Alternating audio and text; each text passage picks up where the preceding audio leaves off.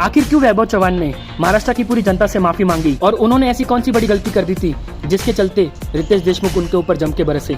चलिए इस वीडियो के अंदर जानते हैं। सो गाइस, जैसा कि हमने कल बिग बॉस मराठी के वीकेंड के वार पर देखा कि रितेश देशमुख ने सभी कंटेस्टेंट से आके ये पूछा कि आप सभी की नेटिव लैंग्वेज कौन सी है, जिसके बाद फिर डीपी ने कहा कि सर मैं कोल्हापुर का हूँ तो हम कोल्हापुरी भाषा बोलते हैं, और घनश्याम कहता है कि मेरी नगरी मराठी है। अंकिता कहती है कि मैं मालवन की हूँ तो हम मालवनी भाषा बोलते हैं। और फिर आखिर में वैभव से पूछा जाता है कि आप कौन सी भाषा का इस्तेमाल करते हैं, तो वैभव कहते हैं कि सर हमारे घर पे तो मराठी यूज होती है।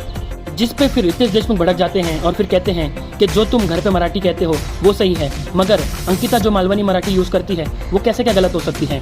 तुमने मालवनी भाषा को मराठी लैंग्वेज से कैसे अलग कर दिया, और जब तुमने टास्क के दौरान अंकिता से ये कहा था कि मालवनी भाषा मराठी लैंग्वेज में नहीं आती है, उसी वक्त तुम जनता की नजरों से गिर गए थे। टास्क जीतने के लिए तुम इतने अंधे हो गए थे कि जो भी तुम्हारे मन में आया तुमने वो किया और सामने वाली टीम के पॉइंट्स कम किए। और रितेश देशमुख की ये सब बातें सुनकर वैभव चव्हाण शर्म से पानी हो गया और फिर जनता से हाथ जोड़कर माफी मांगा और कहा कि जो भी मैंने इस हफ्ते घर के अंदर किया है उसके लिए मुझे माफ कर दीजिए और मैं आगे से ये गलती दोबारा नहीं दोहराऊंगा।